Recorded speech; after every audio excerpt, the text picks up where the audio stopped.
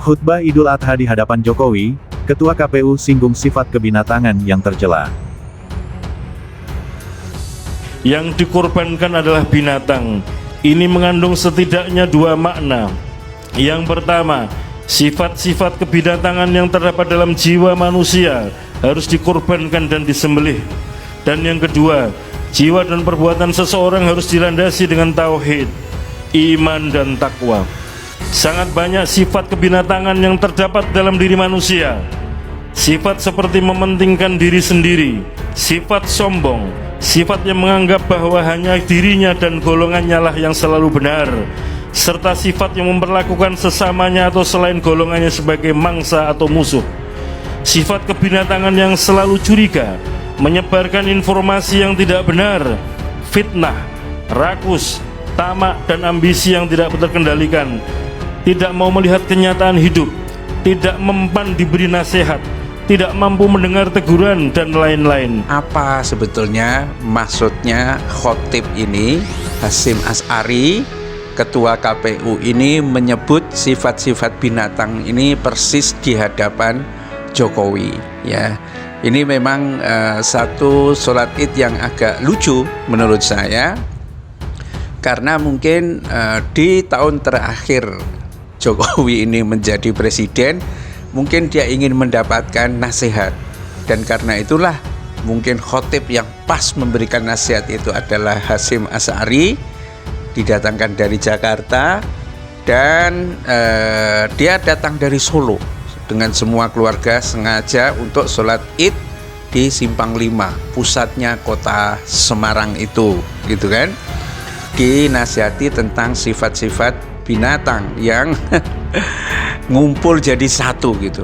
Kalau kita baca Undang-Undang Nomor 10 Tahun 2016 tentang pilkada lah kurang lebih ya, tentang pemilihan gubernur, bupati dan wali kota, itu kan jelas-jelas dikatakan bahwa yang namanya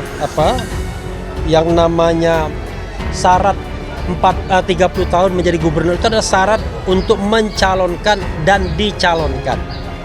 Kalau kita bicara syarat mencalonkan dan dicalonkan, ya sudah jelas.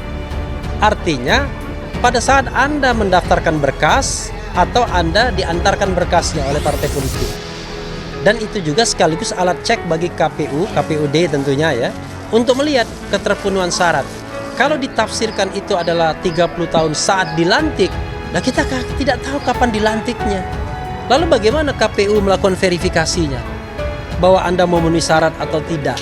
Masa kita menentukan syarat berdasarkan sesuatu yang nggak jelas patokannya? Ya, duanya menyebut syarat untuk mencalonkan diri dan dicalonkan itu kan. Jadi clear Pak ya, memang mencalonkan ya. Dalam bahasa hukum begitu. Tidak ada kata-kata pelantikan di sini Pak. Oh iya, orang yang mengerti ilmu, belajar sedikit saja ilmu perundang-undangan sudah pasti.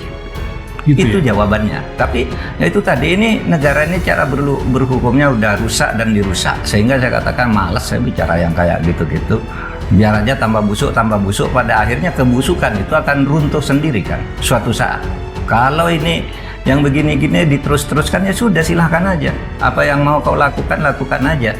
Mumpung Anda masih punya posisi untuk melakukan itu.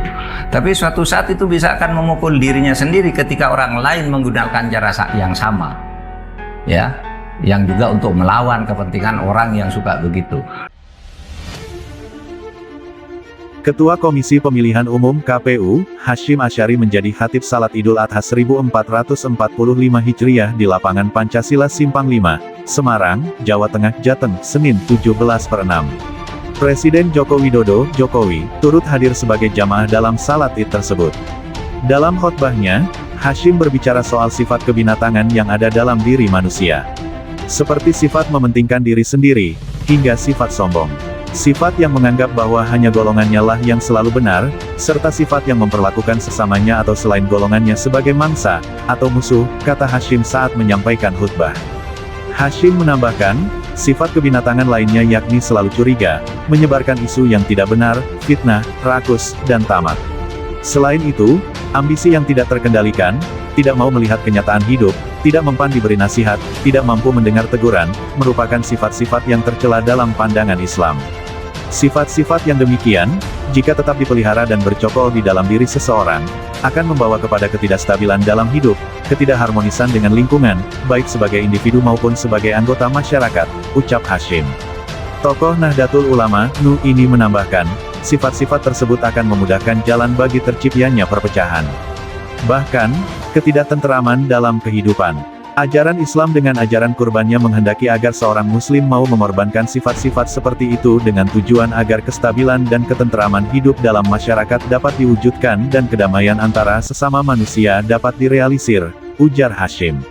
Hasyim juga menyampaikan pesan dari kisah Nabi Ibrahim yang diperintah Allah SWT untuk menyembelih anaknya, Ismail, dan diganti dengan hewan kurban.